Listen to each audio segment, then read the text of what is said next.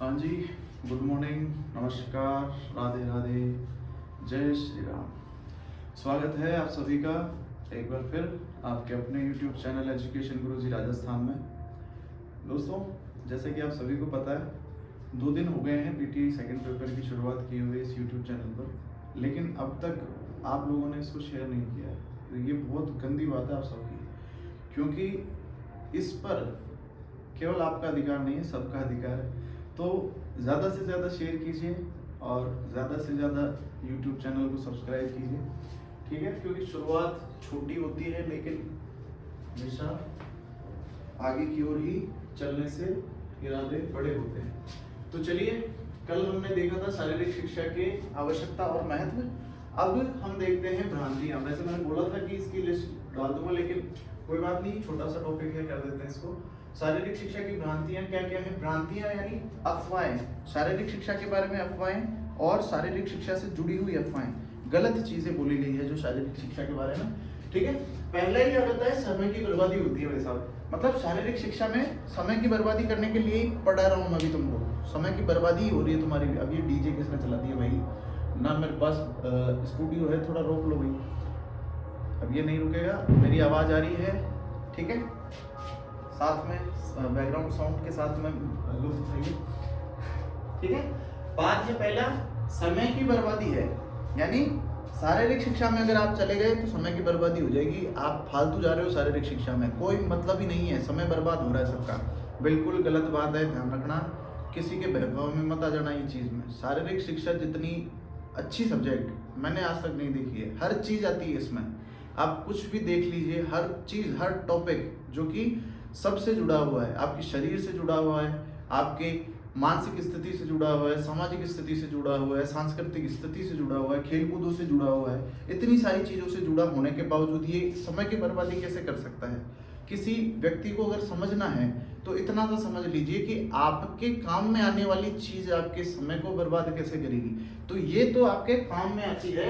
शारीरिक शिक्षा तो आपको सिखाती है कंट्रोल करना, सिखाती है आपको सम्मान करना, सिखाती है नेतृत्व की भावना, सिखाती है खेल की भावना, सिखाती है और आपके शरीर की जानकारी आपको देती है, आपको योग सिखाती है। इतनी सारी चीजें सिखाने के बावजूद ये कैसे बर्बादी कर सकती है आपका समय?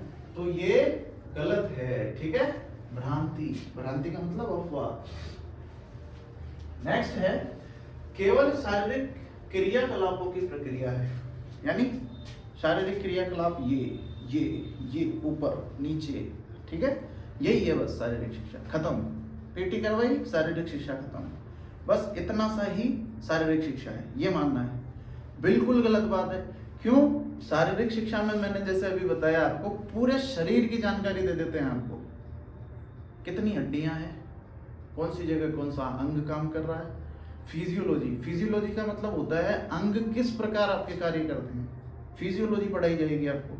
एनाटॉमी, शरीर रचना विज्ञान, शरीर का निर्माण कैसे हुआ है, एक कोशिका से आपके शरीर का निर्माण हुआ है, ठीक है? तो ये साइंस से भी जुड़ी हुई है। यानी आप इसको ऐसे नहीं कि सिर्फ शारीरिक क्रिया कर लिया शारीरिक शिक्षा खत्म हो गई, कुछ नहीं है भाई साहब, इसमें सारी सब्जेक्ट मिली हुई है, ठीक है? तो ये भी गलत बात है। नेक्स्ट है योग प्रशिक्षक का अभाव।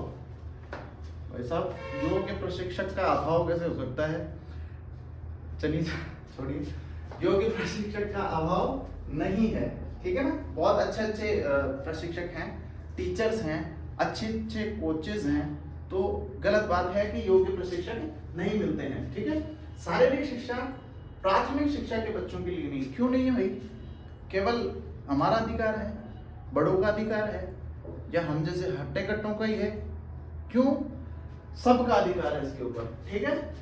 लड़कियों के लिए नहीं, फिर वही बात, लड़कियों के लिए क्यों नहीं है? लड़कियों के लिए भी है, बच्चों के लिए भी है, बूढ़ों के लिए भी है, हमारे जैसे के लिए भी है, सबके लिए है।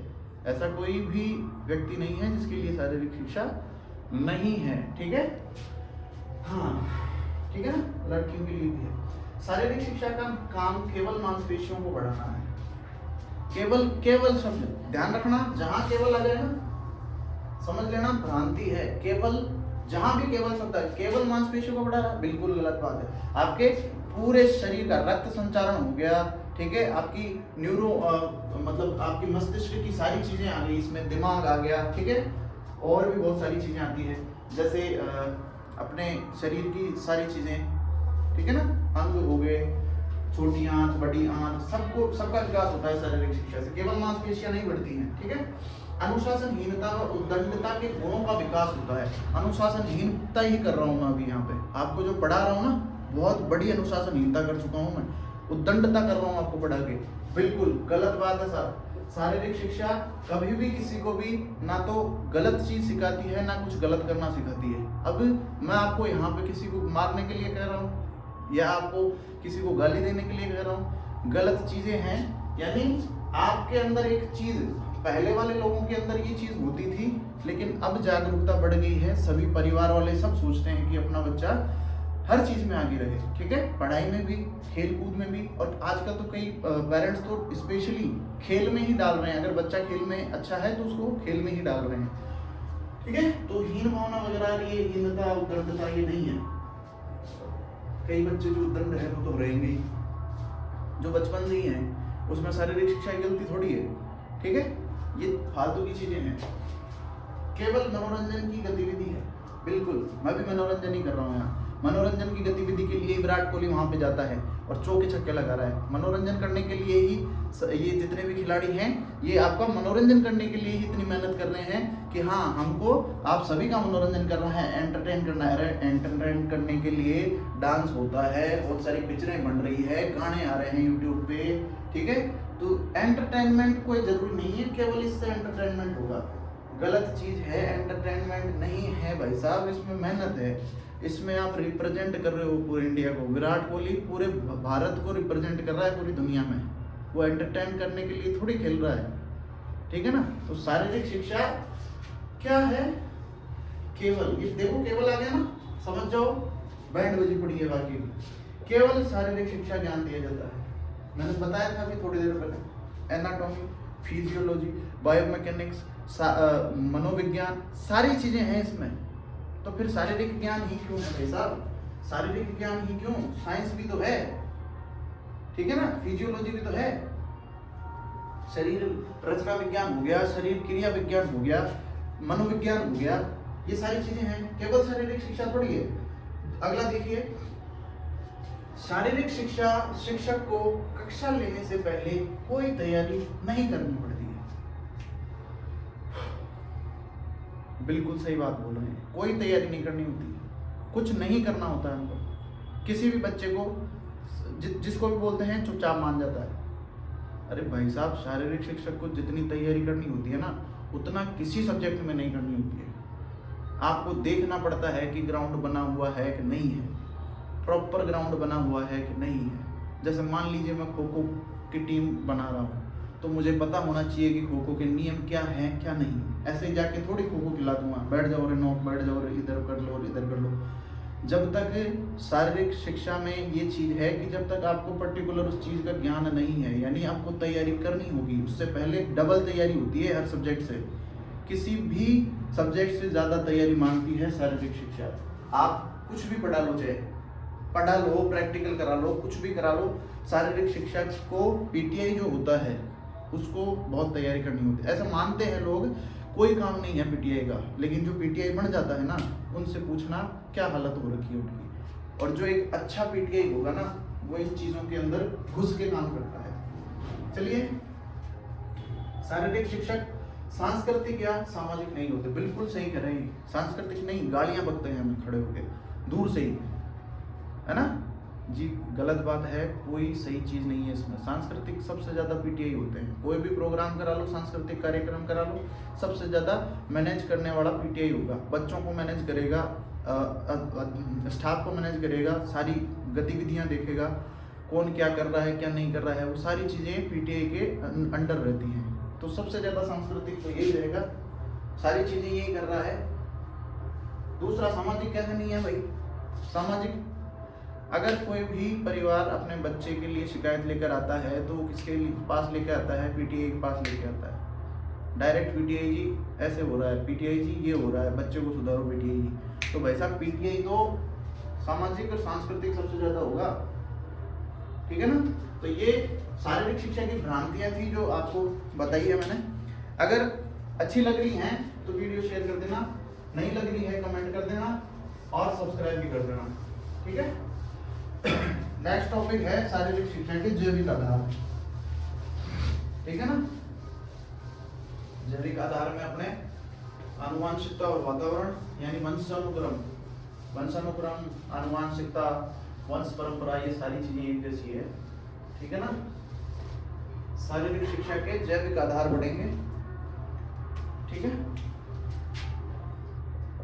शारीरिक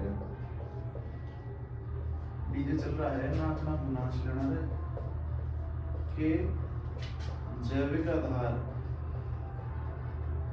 जैविक आधार, हाँ क्या है शारीरिक शिक्षा के जैविक आधार, biological foundation of physical education, ठीक है।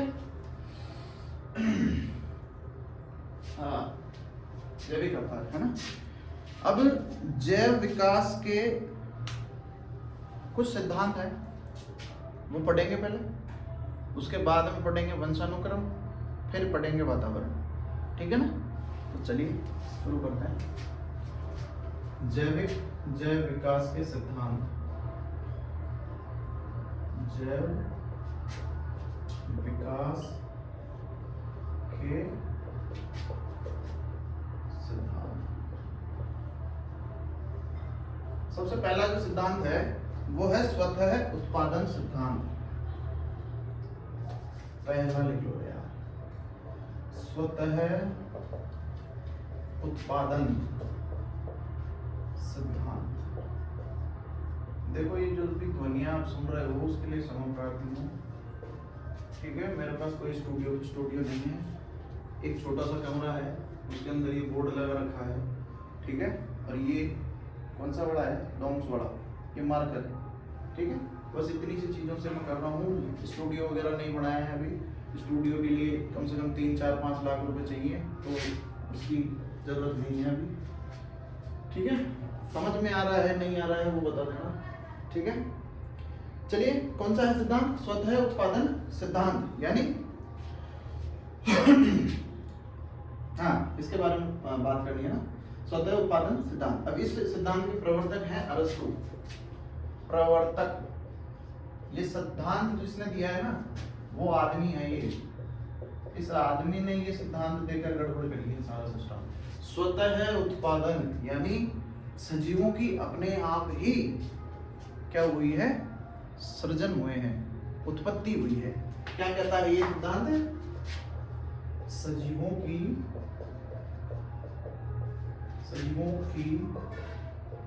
उत्पत्ति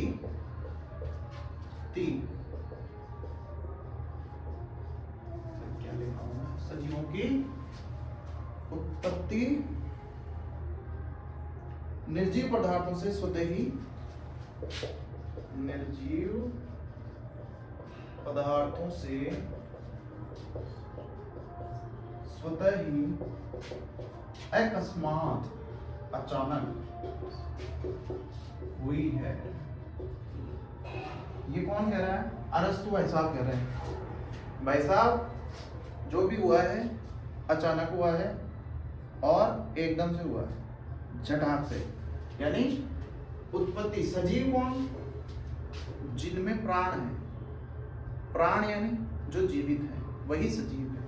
चाहे पेड़ हो, पौधे हो, मनुष्य हो, जानवर हो, कोई भी हो, यानी जीवाणु भी हो, वो सजीवों की उत्पत्ति निर्जीव पदार्थों से स्वतः ही अकस्मात हो गई है। कौन कह रहा है, अरस्तु भाई साहब कह रहे हैं। लेकिन 17वीं शताब्दी में आधुनिक वैज्ञानिकों ने इसको मना कर दिया कि तू कहेगा वैसा नहीं मानेंगे, ऐसा नहीं हुआ है, बस सीधी बात खत्म कर दी। दूसरा क्या है, विशिष्ट रचना का सिद्धांत। विशिष्ट रचना का सिद्धांत। विशिष्ट रचना का सिद्धांत क्या कह रहा है साहब, ये दिया है देखो, प्रवर्तक लिंग व्यवस्था, किसी ने नहीं बताया होगा तुमको। फादर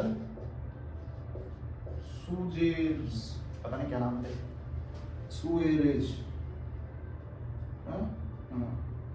सुएरेज, यहाँ सही है, फादर सुएरेज, सुवेरेज, फादर सुएरेज ने ये सिद्धांत दिया है। अब ये क्या है, धार्मिक आदमी था, बिल्कुल परमात्मा को सबसे ज्यादा मानता था, यानी मेरे लिए जो भी है वो मेरे भगवान है, बस ये कह रहा है। ठीक है ना, मैं भी मानता हूँ परमात्मा को, लेकिन ये कुछ ज्यादा मानता था, मेरे से भी ज्यादा मानता था ये। फादर सुएरेज बस परमात्मा को ही मानता था कि है जो, बस यही है।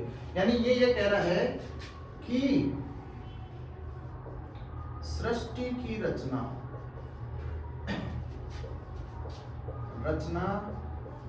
एक परम शक्ति ने की है, बिल्कुल सही बात। भगवान ने बनाया पूरी सृष्टि, ठीक है ना। इसी को क्या कहते हैं, विशिष्ट रचना का सिद्धांत, थ्योरी ऑफ स्पेशल क्रिएशन। तीसरा देख लो, ब्रह्मांडवाद का सिद्धांत, ब्रह्मांडवाद का सिद्धांत। अब ये दिया तो किसने है, मुझे तो पता नहीं है भाई साहब, बहुत सारी रिसर्च करने के बाद भी पता नहीं लगा इसका। यह एक आधुनिक सिद्धांत है, पहली चीज तो, जिसके अनुसार सृष्टि के किसी एक भाग पर एक जीवाणु आया, यानी इसके सिद्धांत के अनुसार सृष्टि के किसी एक भाग पर किसी भी एक भाग में, मान लो राजस्थान मान लो, ठीक है, राजस्थान में जयपुर मान लो, जयपुर में आप अपना गांव मान लो, सृष्टि किसी, सही लिखा होगा, सृष्टि किसी एक भाग पर, सृष्टि के, सॉरी यार ये तो ये हिंदी खा गई मेरे को, हाँ क्या आएगा पहले, गलत, सृष्टि के किसी एक भाग पर क्या आया, एक जीवाणु आया, एक भाग पर जीवाणु आ गया, ठीक है, जीवाणु आया, जिसे हिग्स बोसोन कण के नाम से जाना गया, ठीक है, जिसे हिग्स बोसोन नाम से जाना गया। इसी से सजीव विकास का क्रम शुरू हुआ, इसी से सजीवों की उत्पत्ति हुई, सीधा ये, इसी से सजीवों की उत्पत्ति हुई या उत्पत्ति मानी जाती है। हाँ, एक चीज और लिख लो, इस हिग्स बोसोन कण को गॉड पार्टिकल या भगवान का अंश भी कहते हैं। किसको? इसको, ये जो दिख रहा है ना यहाँ पे हिग्स बोसोन कण, इसको क्या बोलते हैं? गॉड पार्टिकल या भगवान का अंश, ठीक है ना। बस ये तीन सिद्धांत थे जो मैंने आपको बता दिए। अब शुरुआत करेंगे अपन किसकी? वंशानुक्रम और वातावरण की। चलो नेक्स्ट क्या है? वंशानुक्रम और वातावरण। चलिए नेक्स्ट टॉपिक क्या है? वंशानुक्रम व वातावरण। क्या लिख रहा हूँ यार? वातावरण। दिमाग भयंकर काम करने लगे हद के बाद।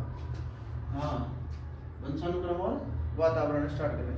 सबसे पहले देखेंगे वंशानुक्रम, फिर देखेंगे वातावरण। तो फिर मैं वातावरण को क्या कर देता हूँ? हटा देता हूँ। पहले क्या देखेंगे? पहले क्या पढ़ेंगे? वंशानुक्रम, यानी अभी बताएंगे क्या होता है। वंशानुक्रम क्या है? जन्म से संबंधित विकास को वंशानुक्रम कहते हैं। जन्म से संबंधित, जन्म से संबंधित विकास क्या कहलाता है? वंशानुक्रम कहलाता है। दूसरा क्या है? वे सभी तत्व जो बालक को उसके माता पिता से प्राप्त होते हैं, वो सभी तत्व या गुण जो उसे माता पिता से प्राप्त होते हैं,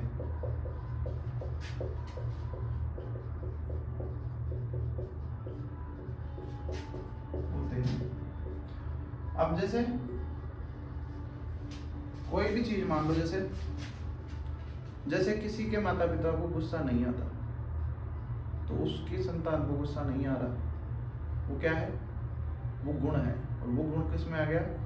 संतान में आ गया। वो कैसे आएगा वो आगे पढ़ेंगे अपन, उसकी प्रक्रिया भी है, प्रक्रिया जानेंगे भी कैसे आता है वो, ठीक है ना। पर देखो इसमें क्या कह रहा है, वो सभी तत्व गुण जो उसे माता पिता से प्राप्त होते हैं, तत्व या गुण एक ही बात है। माता पिता से जो भी प्राप्त हो रहा है ना, कुछ भी, चाहे ठिंगनापन हो, लंबाई हो, मोटापा हो, कुछ भी हो, आपको अगर कुछ भी ऐसी चीज जो आपको माता पिता से प्रदान हो रही है, वो क्या है? वंशानुक्रम है। वंश के अनुसार आपके अंदर जो गुण आ रहे हैं वो क्या है? वंशानुक्रम। बस सीधी सी बात निकल फालतू की लफड़ेबाजी नहीं। इसमें पहले के पूर्वजों से भी अनेक शारीरिक व मानसिक गुण प्राप्त होते हैं। इसी को चलो पूर्वजों से, पूर्वज यानी दादा, परदादा, उसका भी दादा, यानी पीढ़ियों से, पुरानी पूर्वजों के पूर्वजों से शारीरिक व मानसिक, शारीरिक व मानसिक गुण, शारीरिक व मानसिक गुण किसमें गुण प्राप्त होते हैं? प्राप्त होते हैं। जैसे मेरे दादाजी को आलस आता है, मैं भी तड़ना के सो जाता हूँ, आलसी, आलस कहते हैं ना घर वाले, ये तो एक आध दादा ने ये। फिर जैसे कोई ज्यादा गुस्सा कर लेगा, एकदम से क्रोधित हो जाएगा, मैं भयंकर, अरे यार इन तभी की गुंटी गलत ही दरा दिया। ये चीजें, ये जो सारी चीजें बोलते हैं ना घर वाले कि अरे इस पे उसका असर आ रहा है, वो असर नहीं है, वो वंश क्रम है, वो पूर्वजों का क्रम है। यानी पूर्वज वैसे थे इसलिए ये ऐसा है। पूर्वज में अगर कोई गुण था तो उसमें ऐसा गुण आ गया, वही क्या है? वंशानुक्रम। अब लिख लो, देखो प्राप्त होते हैं, तो ये वंशानुक्रम,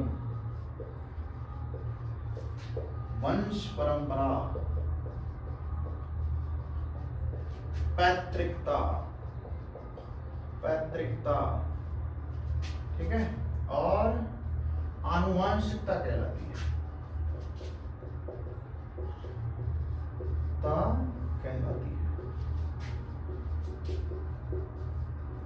आनुवांशिकता कहलाती है। अब देखो सीधी सीधी बात, इतना सा समझ लो, तुम्हारे घर वाले हैं, उनके जो गुण तुम्हारे में आ रहे हैं वही वंशानुक्रम है, आनुवांशिकता है, वंश परंपरा, पैतृकता, ठीक है। बस इतना सा समझ लो। अब कुछ परिभाषाएं हैं, 3 परिभाषाएं हैं, वो समझा देता हूँ, समझा क्या देता हूँ, लिखा देता हूँ। समझाना क्या है इसमें, कभी कभी तो बहुत जल्दी बातें कर देता हूँ। हाँ, पहली परिभाषा लिखो, बुद्धवर्थ, तगड़ा मनोविज्ञान। हाँ, ये क्या कह रहा है? वंशानुक्रम में वे सभी बातें आ जाती है। कौन सी बातें वैसा? वंशानुक्रम में वे सभी बातें, कौन सी बातें?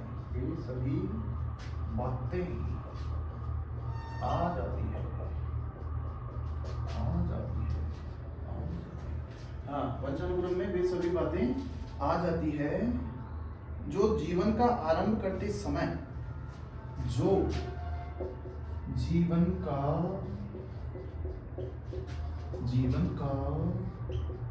आरंभ करते समय,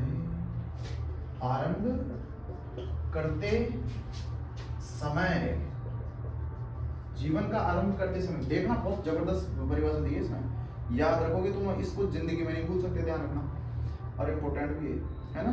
आरंभ करते समय, जन्म के समय नहीं बल्कि, कोमा, जन्म के समय नहीं, जन्म के समय की बात नहीं कर रहा, नहीं बल्कि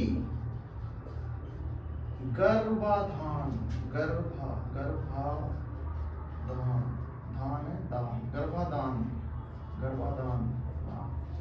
बल्कि गर्भाधान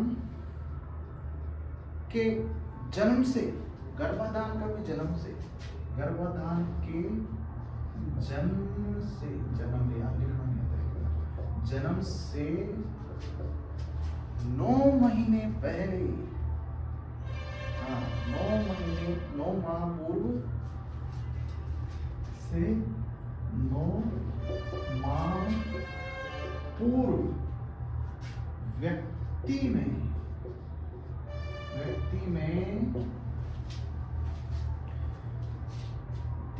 उपस्थित थी,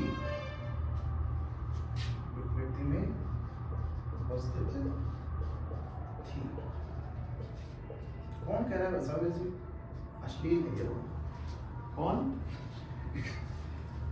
ठीक है, सुनो, देखो बात क्या कर रही है। वंशानुक्रम में वे सभी बातें आ जाती है जो जीवन का आरंभ करते समय, जन्म के समय नहीं, सॉरी जन्म के समय नहीं लिखो यहाँ पे, नहीं बल्कि, ठीक है ना, गलती हुई यहाँ पे, लिख वापस देखो। वंशानुक्रम में वे सभी बातें आ जाती है जो जीवन का आरंभ करते समय, जन्म के समय नहीं बल्कि गर्भाधान के समय से 9 माह पूर्व व्यक्ति में उपस्थित थी। अब देखो ये कितनी खतरनाक बात बोली है, समझने वाले समझ जाना इसको, मैं पहले कह रहा हूँ ज्यादा डीप नहीं जाऊंगा, फिर बाद में ऐसे मत बोलना मेरे को कि हाँ भाई सर आप ढंग से नहीं समझाते। समझने वाली बात सीधी सीधी समझ में आ जाएगी, ज्यादा अंदर घुसने की जरूरत नहीं है। वंशानुक्रम में वे सभी बातें आ जाती हैं, सारी बातें यानी बातों से मतलब है गुण, समझ गए? ये जो बातों की बात कर रहा है, वंशानुक्रम में वे सभी गुण आ जाते हैं जो जीवन का आरंभ करते समय, जन्म के समय नहीं, जब बच्चा जन्म ले रहा है तब की बात नहीं कर रहा है, बल्कि गर्भाधान, जब बच्चे का गर्भ में धारण हो जाता है के जन्म से 9 माह पूर्व, समझ रहे हो, 9 माह पूर्व व्यक्ति में उपस्थित थी। समझ गया? बस आप ज्यादा ना अंदर नहीं होगा, बस चुप रहो।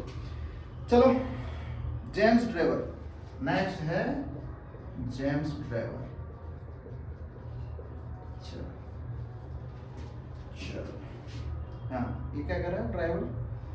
माता पिता की शारीरिक एवं मानसिक विशेषताओं का संतानों में स्थानांतरण होना ही वंशानुक्रम। बिल्कुल सीधा आदमी, माता पिता की शारीरिक व मानसिक विशेषताओं का, माता पिता की शारीरिक, राइटिंग देखना, शारीरिक व मानसिक विशेषताओं, है ना, शारीरिक व मानसिक विशेषताओं का संतानों में स्थानांतरण होना, का संतानों में स्थानांतरण होना, स्थानांतरण होना क्या है? वंशानुक्रम है, वंशानुक्रम है, या आनुवंशिकता है, या वंश परंपरा है, या क्या है? पैतृकता है। समझ में आ गया? बस इतना ही होगा। तीसरी और लिख लो वैसा, कौन तीसरा? बी.एन. झा, ये छोटी सी बात कह रहा है, वंशानुक्रम व्यक्ति की जन्मजात विशेषता का पूर्ण रूप है। वंशानुक्रम, अरे यार बी.एन. झा लिख दे, बी.एन. झा, बी.एन. झा, हाँ, वंशानुक्रम वंशानुक्रम व्यक्ति की जन्मजात विशेषताओं का, व्यक्ति की जन्मजात विशेषताओं का पूर्ण योग है। ठीक है ना? कौन कह रहा है? बीएन झा। पूरा नाम पता नहीं है, सर्च कर लेना बोलो। ठीक है ना? ये कुछ परिभाषाएं थी, समझ में आ गई? शेयर कर देना वीडियो को, ध्यान रखना और चैनल को सब्सक्राइब कर देना। चलो नेक्स्ट टॉपिक पे चलते हैं, स्क्रीनशॉट ले लेना। चलो अगला है, क्या है अगला? अगला है वंशानुक्रम की प्रक्रिया। टॉपिक वंशानुक्रम की प्रक्रिया। कैसे जाएंगे तुम्हारे अंदर वो गुण, वो बात करेंगे उस। ठीक है ना? बात करें वंशानुक्रम तुम्हारे अंदर कैसे घुस रहा है, वो तो सबको ही पता है, लेकिन इसको साइंटिफिक तरीके से पढ़ेंगे अपन। ठीक है ना? वैसे नहीं आएगा एग्जाम, तो साइंटिफिक क्या है तरीका देखो क्या होता है। मानव बहुत सारी कोशिकाओं से मिलकर बना है, लेकिन जो मानव का शरीर है ना, वो एक कोशिका से मिलकर बना है, वो है संयुक्त कोशिका। क्या बोलते हैं उसको? संयुक्त कोशिका। संयुक्त कोश बोल सकते हैं, कोशिका बोल सकते हैं। ठीक है ना? जिसको अंग्रेजी में बोलते हैं जाइगोट। ठीक है? संयुक्त कोशिका। अब ये जो संयुक्त कोशिका है ना, ये दो कोशिकाओं से मिलकर बनी है। एक तो ये कोशिका, एक वो कोशिका, बस। यानी मात्र कोशिका, मात्र कोश, जिसको ओवम बोलते हैं। दूसरा पितृकोश, पितृकोश जिसको स्पर्म कहते हैं। ये दो कोशिका मिलकर किसका निर्माण करती है? संयुक्त कोशिका का निर्माण करती है। देखो कोशिका लिखना नहीं आता, मैं कोशिश कर रहा हूँ मैं। बर्बाद है तुम्हारा जीवन और मेरा दोनों में, है ना? संयुक्त कोशिका यानी जाइगोट। ये दोनों कोशिका मिलकर किसका निर्माण कर रही है? संयुक्त कोशिका का निर्माण कर रही है। समझ में आ गई? अब इसके पास भी 23 गुणसूत्र है और इसके पास भी 23 गुणसूत्र। हिंदी में 23 और 23 कितने हो गए? 46। टोटल 46 गुणसूत्र किसमें पाए जाते हैं? संयुक्त कोशिका में, जाइगोट में। जाइगोट में कितने गुणसूत्र पाए जाते हैं? 46 गुणसूत्र। ठीक है? समझ में आ गई? चलो, ये 23 गुणसूत्र क्रोमोसोम, ये 23 गुणसूत्र क्रोमोसोम। पूछा जाए संयुक्त कोशिका में गुणसूत्र की जोड़ियां कितनी होती हैं? कितनी जोड़े गुणसूत्र पाए जाते हैं? 23 जोड़े। समझ में आ गई? यानी कि ये 23 हैं, लेकिन 23 से 23 46 हैं गुणसूत्र। संख्या में 43 है, जोड़ों में कितने हैं? 23 जोड़े गुणसूत्र। किसमें? जाइगोट में। जो ये संयुक्त कोशिका है, इसमें 23 जोड़े गुणसूत्र क्रोमोसोम पाए जाते हैं, संख्या में 46 पाए जाते हैं। समझ में आ गई है यहाँ तक? किसी को कोई दिक्कत हो कमेंट में अभी फोन करके मेरे को फोन कर देना, मैं बता दूंगा फोन पे भाई क्या दिक्कत है, वो सारी चीजें समझ में आ गई। चलो नेक्स्ट, संयुक्त कोश। हाँ ये हो गया। ठीक है? 23 गुणसूत्र जोड़े होते हैं, समझ में आ गई यहाँ तक। मनुष्य की असंख्य परंपरागत विशेषताएं इन्हीं गुणसूत्रों में पाई जाती है। कोई भी विशेषता है, लंबापन, ठेंगनापन, ऊंचापन, मोटापन, गंजापन, सब कुछ विशेषताएं कौन किस में आ गई? इन गुणसूत्रों में। ठीक है ना? इन गुणसूत्रों में आ गई। ये विशेषताएं गुणसूत्र में विद्यमान पित्रेकों में होती है। इन गुणसूत्रों के अंदर पित्रेक पाए जाते हैं। पित्रेक, अब तुम बोलोगी ये क्या आपका? इसको बोलते हैं अंग्रेजी में जीन्स। पहनने नहीं, जीन्स होते हैं अंदर, अपने अंदर जीन होते हैं ना, जीन्स। पढ़ सुना होगा, साइंस वाले तो जानते हैं सारे। पित्रेक बोलते हैं उनको, जीन्स में पाई जाती है। मतलब इनके अंदर जीन्स पाए जाते हैं, जो विशेषताएं होती है ना अपने परंपरागत विशेषताएं, जो परंपरा में मतलब अपने पूर्वजों में मिल रही है, माता पिता में, वो जीन्स में होते हैं। कोई सा भी गुण हो, हंसने का ही, कोई दांत निकालता रहता है सारे दिन, कोई रोता रहता है शायद, कोई लंबा हो रहा है, कोई नीचा जा रहा है, क्या कर रहा है, क्या नहीं कर रहा, वो सारे गुण किस में होते हैं? जीन्स में। जीन्स पढ़ेंगे अपन डीएनए में, आगे आएगा टॉपिक है एनाटॉमी के अंदर पढ़ेंगे, ठीक है ना। सारे के सारे गुण किस में पाए जाते हैं? जीन्स में पाए जाते हैं। प्रत्येक जीन एक विशेषता को निर्धारित करता है, विशेषता या गुण को निर्धारित करता है। एक एक जीन एक एक गुण को निर्धारित करता है, ठीक है। चल अब इसीलिए जीन्स को वंशानुक्रम निर्धारित कहा जाता है, ठीक है क्या? चलो, जीन्स को वंशानुक्रम निर्धारक कहा जाता है।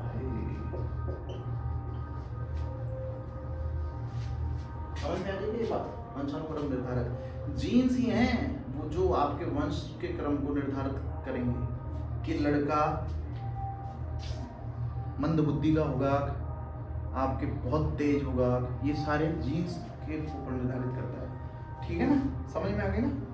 यानी इसको हेरिडिटरी डिटरमाइनर भी कहा जाता है, वंशानुक्रम निर्धारक। चलिए, ये जीन्स ही शारीरिक व मानसिक गुणों को एक पीढ़ी से दूसरी पीढ़ी में पहुंचाते हैं। यानी ये जो जीन है ना, ये आपके माता पिता से आपके अंदर आए, आपके अंदर से आपके बच्चों में गए, आपके बच्चों से आपके पोते पोतियों में गए, आपके पोते पोतियों से आपके पड़पोतियों में, पड़पोतों में, इनमें गए। यानी पीढ़ी से दूसरी पीढ़ी, फिर दूसरी पीढ़ी से अगली पीढ़ी, अगली पीढ़ी से भी अगली पीढ़ी। यानी ये क्या काम करते हैं? पीढ़ी दर पीढ़ी आपके मानसिक और शारीरिक गुण पहुंचाते रहते हैं, ठीक है ना। समझ में आ गई यहाँ तक की बात? चलिए अब आगे बात करते हैं, ठीक है।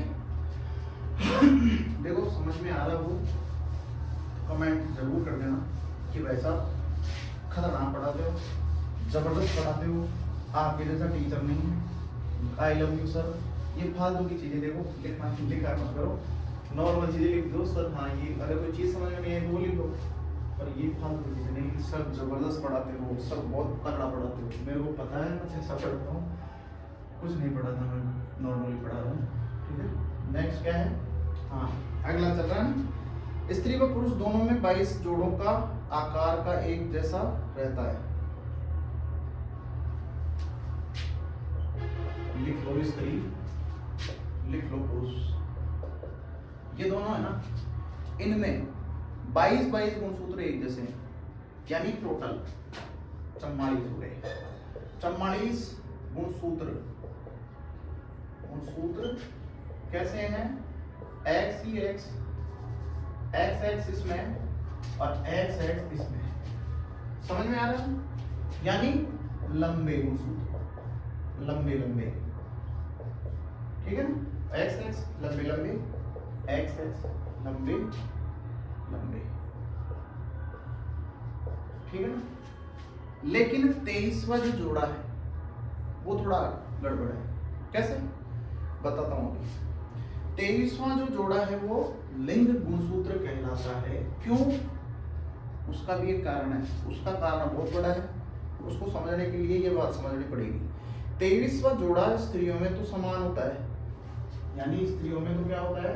एक्स एक्स ही होता है, लेकिन ये है कर्म फूटे, तो ये है एक्स के साथ में यहाँ पे दूसरा लिया है आदमी, एक्स के साथ एक्स नहीं लाया, वाई लिया है। यानी लंबे के साथ में क्या लिया यार? गोल लिया है। क्या लिया यार? इधर तो दोनों लंबे हैं, ठीक है, लेकिन उधर क्या आ गए? एक गोल आ गया। यानी x और y आ गया है, सीधी बात समझो। यानी कि ये 22 जोड़े ना, 22 जोड़े, यानी 44 गुणसूत्र तो सेम है पुरुष और स्त्री में, और इसमें भी 23वां सेम ही है। लड़की में कमी नहीं है, कमी यहाँ आ गई। भाई साहब ये बदल लिया पार्टी, इसने क्या कर लिया? x के साथ y आ गया यहाँ, तो यहाँ गड़बड़ हो रही है। अब इसको समझने के लिए ये बात समझनी पड़ेगी।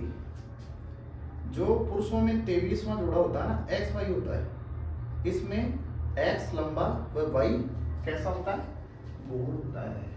ये गोल होता है वैसा वाई। एक्स तो लंबाई है, इसके भी लंबा लंबी है, इसके भी दोनों एक्स लंबे लंबे हैं, एक एक्स इसका लंबा है और ये वाई गोल हो गया, ठीक है। अतः स्त्री में एक्स एक्स दोनों लंबे गुणसूत्र, दोनों लंबे गुणसूत्र दिख रहे हैं, हाँ दिख रहे हैं वैसा।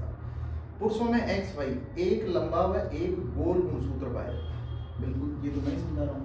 आगे देखो, आगे क्या कह रहे हैं, जब स्त्री का एक्स गुणसूत्र पुरुष के एक्स गुणसूत्र से मिलता है। देखो ऐसा, अब है बात समझने वाली। ये स्त्री, ये इसका एक्स और ये इसका एक्स, ये आपस में क्या करते हैं, मिलन करते हैं, मिलते हैं, तो क्या होता है, यहाँ उत्पन्न होती है लड़की। समझ में आ गया? किसी के समझ में नहीं आ रहा हो, अभी इसी टाइम पे वीडियो पॉज करो, फोन लगा दो, अभी जस्ट बता दूंगा कि ये क्या गड़बड़ हो रही है यहाँ पे। समझ में आ रही? यानी कि स्त्री के पास 23वें गुणसूत्र की बात हो रही है, 23वें जोड़े की। 22 तो सेम है, ध्यान रखना, मैं अभी भी कह रहा हूँ 22 जोड़े 44 गुणसूत्र, यानी 22 जोड़े गुणसूत्रों के समान हैं, एक्स एक्स हैं, एक्स ही एक्स इसके पास है, एक्स ही एक्स इसके पास है। समझ में आ गई? ये बात हो गई कंप्लीट, 44 गुणसूत्र समान है, लेकिन बात आ रही है 23वें जोड़ी की। 23 पर जोड़ा इसके पास तो एक्स एक्स ही है, लेकिन इसके पास एक्स वाई है, एक लंबा और एक गोल, इसके पास दोनों लंबे। अब अगर एक्स स्त्री का एक्स और पुरुष का एक्स दोनों आपस में मिलते हैं तो क्या पैदा होता है, लड़की पैदा होती है। आगे बात समझ में, अगर पुरुष का वाई और औरत का एक्स आपस में मिलन करते हैं, ठीक है, तब क्या पैदा होता है, लड़का। आ रही है समझ में? किसी के भी समझ में नहीं आ रही हो, मैं कह रहा हूं अभी पॉज कर दो और अभी फोन लगा दो, बात अभी 2 मिनट में समझा दूंगा, ठीक है।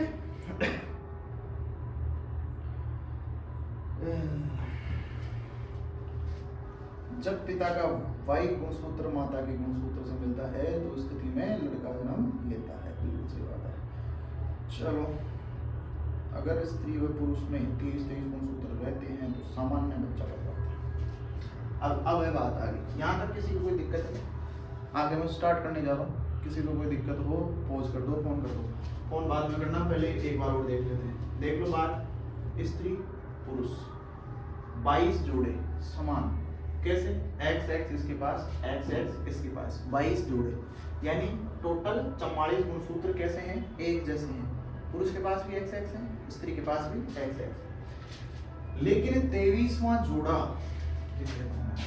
23वें जोड़ा, स्त्री एक्स एक्स, पुरुष एक्स वाई, ये है बात। यहाँ तो समझ में आ गई है ना, एक्स एक्स। अब इनको बोलते हैं लंबे लंबे, उसको लंबे गोल, यानी एक एक्स तो है लेकिन दूसरा वाई लिया है नहीं, तो वाई से क्या हो गया, लड़का उत्पन्न हो गया, और एक्स एक्स मिलते ही लड़की उत्पन्न हो गई, एक्स वाई मिलते ही लड़का, एक्स एक्स मिलते ही लड़की, ठीक है।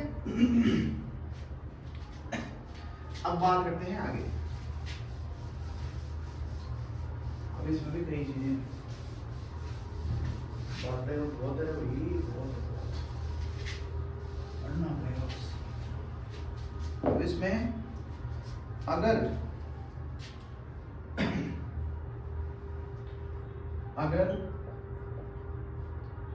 स्त्री व पुरुष में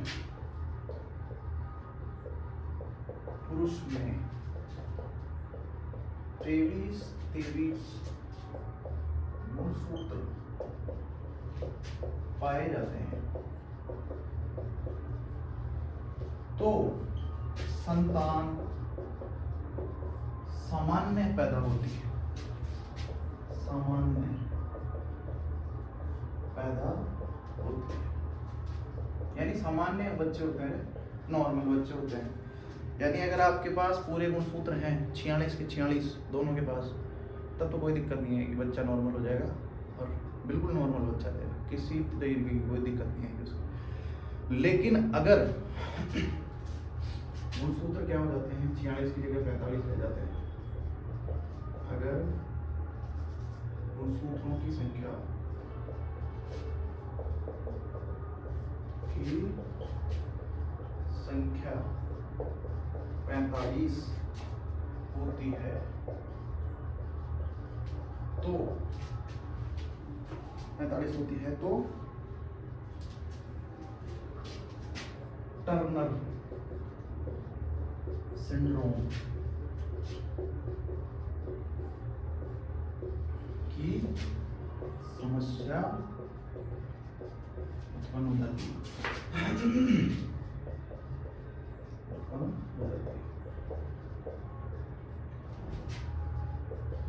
अभी टर्नर सिंड्रोम क्या है? ये एक आनुवंशिक विकार है जो केवल महिलाओं को प्रभावित करता है, यानी सिर्फ औरतों में होता है। इसमें क्या होता है, टर्नर सिंड्रोम में महिला में जो 23वां गुणसूत्र होता है ना, XX, उसमें एक ही X रहता है, डबल X नहीं होता है। समझ में आ रहा है ना? जो XX होता है ना, 23वां गुणसूत्र जोड़ा, 23वां जोड़ा, उसमें सिर्फ एक X ही रहता है। इसके कारण टर्नर सिंड्रोम केवल महिलाओं में होता है। ठीक है, देख लो, केवल महिलाओं में। ठीक है, आनुवांशिक विकार है, ये ध्यान रखना, एक आनुवांशिक विकार,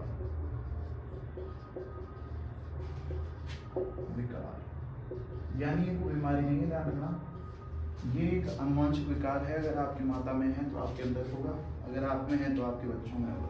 ठीक है, केवल महिलाओं में होता है। और इससे क्या समस्याएं होती है वो भी लिख लो।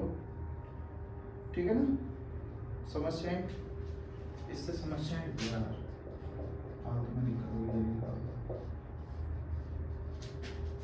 कद कम होना, कद कम होना, ठीक है ना, और अंडाशय का विकसित न होना, अंडाशय का विकसित न होना,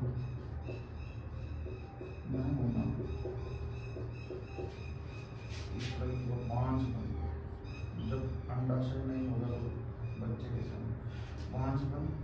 और चौथा है हृदय समस्या, हृदय रोग हो सकता है, समस्या हो सकती है। ठीक है ना, अगर स्त्री व पुरुष में 23 जोड़े गुणसूत्र पाए जाते हैं तो संतान नॉर्मल है, कोई दिक्कत नहीं है।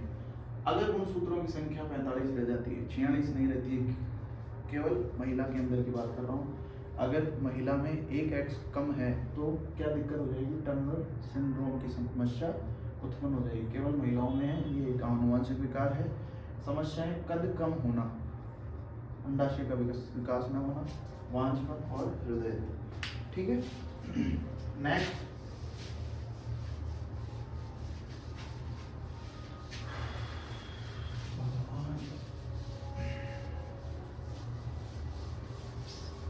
चलो अगला है, अगर गुणसूत्रों की संख्या 47 हो जाएगी, यानी एक्स्ट्रा हो जाएगी, अगर गुणसूत्रों की संख्या 46 की जगह 47 हो जाए तो 47 हो जाए तो भी दिक्कत है वैसा, ठीक है ना, तो भी दिक्कत है। क्या होता है, डाउन सिंड्रोम हो जाएगा, डाउन सिंड्रोम,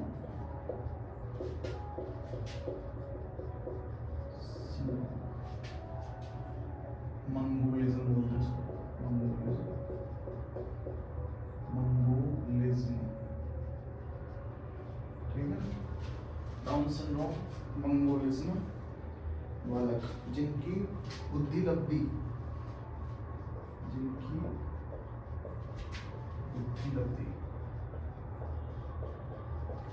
IQ लेवल, बुद्धि लब्धि 25 से 50 होता है, जड़ बुद्धि के बाद 25 से 50 यानी जड़ बुद्धि।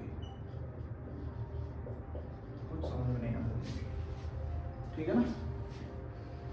चलो कुछ और थोड़ा सा और लिखा देता हूँ, फिर कल पढ़ेंगे यार, ठीक है ना। टाइम भी हो गया दिखता है शायद, हाँ लगभग हो गया, ठीक है। थोड़ा सा और बता देते हैं। जैसे अगर मान लीजिए पुरुष के अंदर, पुरुष में अगर एक्स वाई होता है वैसे तो, लेकिन एक वाई और अगर एक्स्ट्रा है, यानी 47वां सूत्र अगर वाई है एक्स्ट्रा है, तब क्या होगा भाई साहब, बच्चा क्या होगा, क्रिमिनल माइंड होगा। माइंड यानी आपराधिक चीजों में ज्यादा संलग्न रहेगा, ठीक है ना, क्रिमिनल बन जाएगा, समझ लो। पुरुष हो गया। फिर अगर स्त्री में एक्स है, लेकिन अगर वाई घुस गया बीच में आके, 47 हो गए, समझ में आ रहा ना।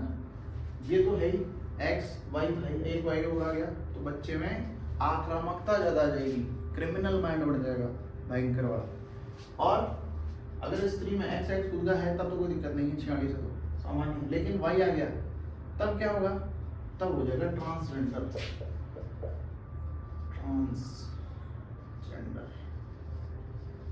ट्रांसजेंडर यानी हिंदी में तुम समझ गए होगे, इनको बोलते हैं क्लाइनफेल्टर्स।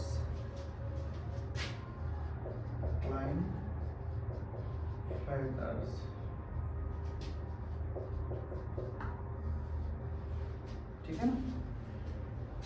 नेक्स्ट है, एक जो मैंने बता ही दिया स्त्रियों में, ये अभी आया था ना टर्नर सिंड्रोम, इसमें सिर्फ एक ही एक्स रहता है, 2 एक्स रहता है तो नॉर्मल हो जाता बात, लेकिन इसमें अगर एक एक्स रहता है तो बांझपन, और वो समस्या टर्नर सिंड्रोम लिख लो, टर्नर सिंड्रोम, ठीक है ना। मिलते हैं अगली क्लास में, तब तक के लिए राम राम, जय Shri Ram. Video share, like, subscribe, comment जो भी करना चाहो कर दो, चैनल को सब्सक्राइब कर देना और वीडियो को शेयर कर देना। जय श्री राम, राधे राधे, मिलते हैं अगली क्लास में।